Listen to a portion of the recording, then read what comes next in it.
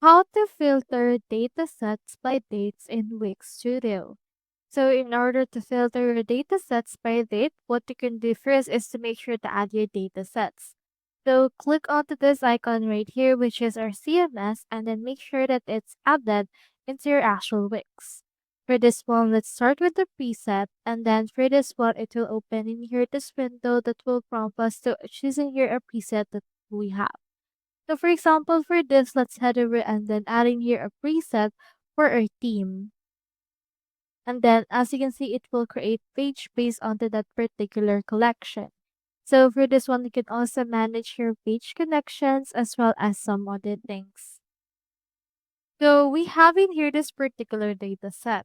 So you can head over click onto this filter option and click onto this new filter. For this one, just choosing here a field that you want to filter that into. So for this one, we can use created date, updated date, and we also have in here this birth date option. For this one, I'll filter them by birth date and then just choose a condition right here.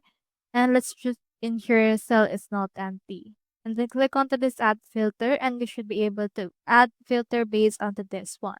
You can also change up the sorting for that. It can be A to C or Z to A depending on your liking.